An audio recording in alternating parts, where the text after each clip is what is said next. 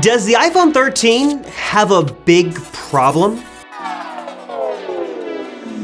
It seems like almost every year, there is some fatal flaw with new Apple hardware. There was Antenna-gate, there was Ben-gate, and this year with the iPhone 13, there's Touch-gate and Jelly-gate on the iPad mini. What's the deal with these gates? Is Apple having some serious problems with production of new hardware, or are these stories a little overblown and looking to paint Apple in a bad light? How concerned should you actually be?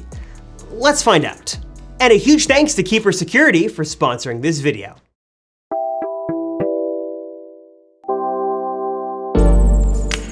The excitement around Apple products is almost unparalleled in the tech space. Of course, other companies have events just as extravagant, and there are Android enthusiasts who love the leaks and rumors on the latest folding flagships, but love Apple or hate them, they've created such a unique culture around their products that they just can't be ignored. There's this culture of secrecy, of excitement, of perfection, and of course, plenty of flowery marketing talk too.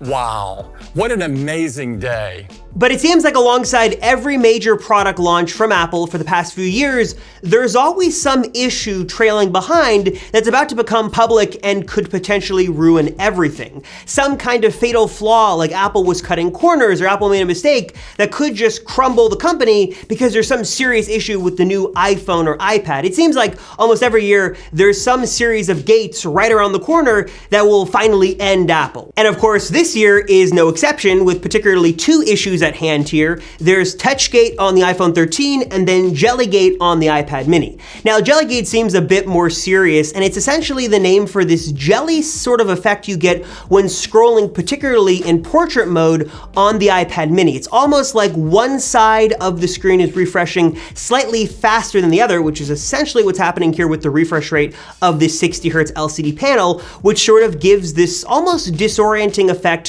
when you're scrolling. It's not so noticeable to some people sort of in normal use, but for others it's very apparent and definitely noticeable when you look at slowed down video, especially when you look at it side by side in another LCD panel. You definitely see that Jelly-gate is sort of a real thing. At least this problem is very valid. Touch-gate, on the other hand, is more of an iPhone 13 issue, with a lot of new owners saying that on their new iPhone 13 model, the screen isn't registering their touch input, whether they're trying to type or tap to wake up the display. It seems like things aren't working as they should be when trying to interact with your phone on touch. A very frustrating and very annoying issue as well. But really, to understand why these are such a big deal and why there is this culture of sort of not Apple hate, but wanting Apple to fail, we kind of have to rewind a bit and talk about one of Apple's biggest blunders of all time. There's an awful lot of hoopla, hoopla around the iPhone antenna. When you grip it with your death grip, then your call slips away.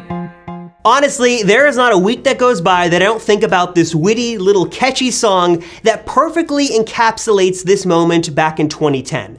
Antenna-gate was a real thing, and it was a really big deal that caused Apple to make a lot of unprecedented moves that they rarely do. Not only did they acknowledge there was a serious issue, but they held a special press conference to talk about the issue, and they also started that press conference with this song, with this random YouTube video, something I don't think Apple has ever done before or since the Antenna-gate press event. And for those of you who don't remember or don't really care to remember, a quick synopsis of the Antenna-gate problem was simply this. A lot of iPhone 4 owners could hold their phone in a particular way, commonly referred to as the death grip, and they could see the reception, specifically the bars of their service, drop down one by one as they held their phone in this particular grip until service was almost non-existent or completely non-existent, and your cell service went to basically no service. Removing the phone from that particular death grip would regain the cell bars, and you'd go back to, a full, 5 or 6 bars, whatever it was at the time, leading many to believe that there was a serious issue with the antenna on the iPhone, that if you held your iPhone in a certain way, you would completely lose service, and it was sort of almost unavoidable. Also, a quick aside here, what I find so funny about the iPhone 4, or maybe ironic, is that as much as it is praised today as being this revolutionary phone with this crazy new design and all these new features like FaceTime and better cameras and all this stuff,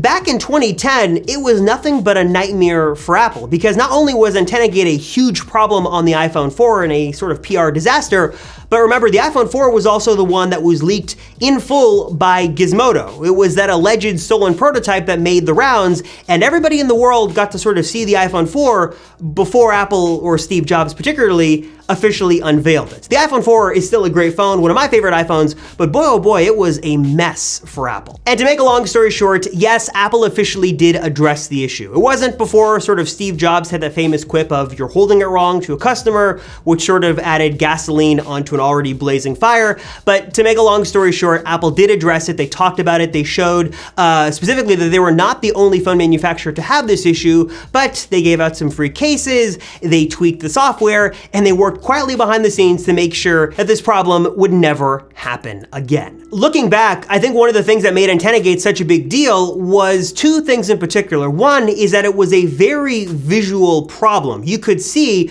with your eyes, the service go from, full bars to less bars to less bars down to almost zero. You could see it and anyone could see exactly what was going on. It was very visual. Also, it was very easy to replicate. Many iPhone 4 owners could just hold their phone in a particular way and replicate the problem without having to jump through any hoops or do anything special. It was pretty easy to replicate. So a visual problem that many people could also reproduce was bad for Apple. AntennaGate was bad, but what was also equally as bad was an event that happened a few years later, dubbed Bendgate. It was a problem with many 6 Plus owners complaining that their new shiny iPhone 6 Plus was bending, not from any extra force or any special, way of carrying the phone, just sort of having it in their front pocket with jeans on seemed to sort of cause the phone to bend. Then, of course, you had Lou from Unbox Therapy with a series of famous videos showing that yes, the iPhone 6 Plus could easily be bent, even just with your bare hands, with a little bit of force. Again, this was a very visual problem, and as soon as it picked up some traction on social media and made the rounds on news outlets, this again became another big problem for Apple. Long story short, again, they sort of addressed it and they worked behind the scenes to add a little bit of rigidity to the phone to make sure that bending would never be an issue on an iPhone again. So antennas on the iPhone and bending on an iPhone should not be a problem with any iPhone in the modern time moving forward, at least for the foreseeable future. Apple learned their lesson. And a handful of other things have sort of cropped up year after year with various pieces of Apple hardware, but to kind of summarize here, it's clear that Apple is not immune to problems. They definitely try to portray this culture of secrecy and perfection and elegance and beautiful in their design, which I appreciate and many others do, but they're not immune to standard production issues. If they make 1 million iPhones, at least a small number of those, even if it's a small percentage, will have issues. That's sort of just how production works, especially at scale, and not every customer is gonna be 100% satisfied. That's just sort of how the world works. It's not just an Apple problem,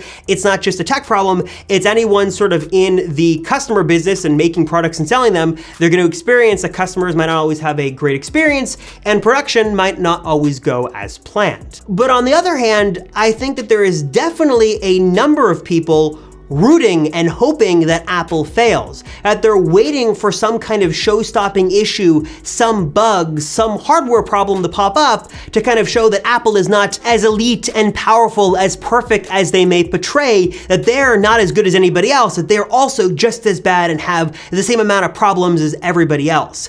And I think that many tech companies also not only sort of root for this to happen, but blogs do as well. Obviously, a problem with Apple is sort of like money bags. It's a lot of clicks, it's a lot of attention, it's a lot of traffic to websites, and although some might try to objectively talk about issues, I definitely think there are others who might not be so pure-hearted. They're a little malicious with their intentions here, and they're looking to sort of capitalize on any problems Apple could have. Apple obviously has a very passionate audience and fan base. It also brings a lot of critics on the other side as well, and any problems with Apple products will result in a lot of traffic, a lot of views, and a lot of money to tech sites willing to report the problems, as big or small as they may be.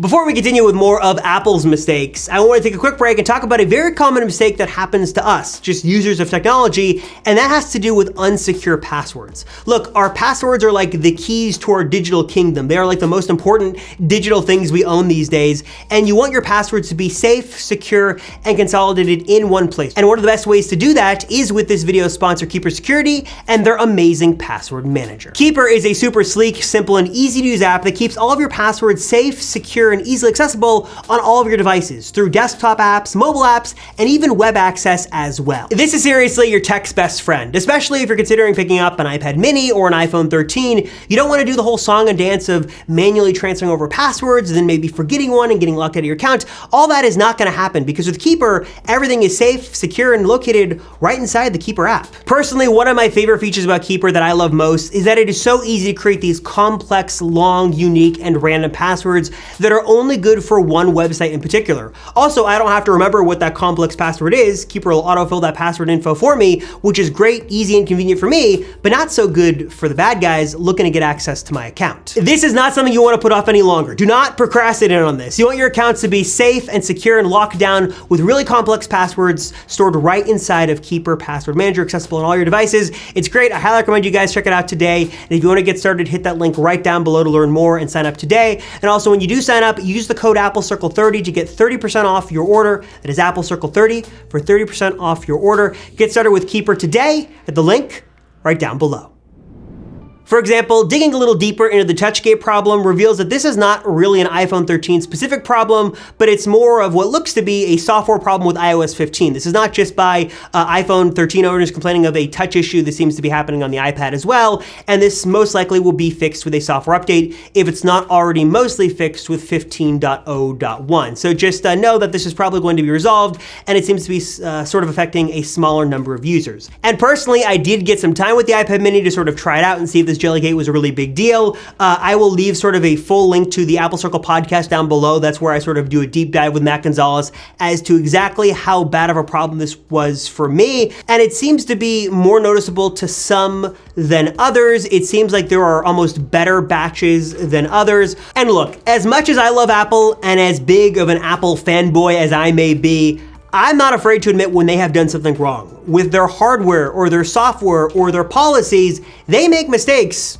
Not all the time, but they do make a lot of mistakes. And I think that we have to be open to discussing those mistakes and admitting when Apple was wrong. But at the same time, I definitely think that there is a sense of dramatization and trying to sensationalize stories that aren't so sensational, but some might just be looking to paint Apple in a bad light just because they don't like Apple. And that's where I think we sort of have to look objectively at things, understand what's happening, and understand that Apple is held to a different standard. Whether we want to admit it or not, that definitely happens, and we just have to be aware that that is going on videos, on articles, on websites. You kind of get what I'm saying. And best of all though, if you have an issue with an Apple product or you don't like it or whatever the case may be, you can return it. Apple does have a fairly generous 2-week return policy that if you don't like it for whatever reason, you're having problems or you just don't like your new iPhone, you can return it, get your money back, and walk away. At the end of the day, it really can be as simple as that. So what are your guys' thoughts on all this? On Jellygate, on TouchGate, AntennaGate, Bendgate? Do you think that there is a series of gates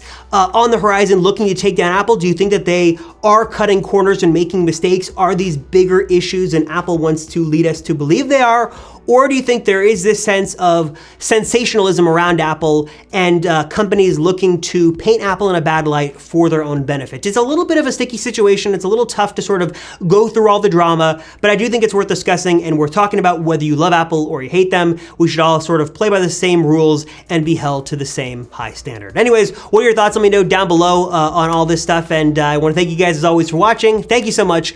I'm Robert Rosenfeld from the Apple Circle, and I will see you all in the next one.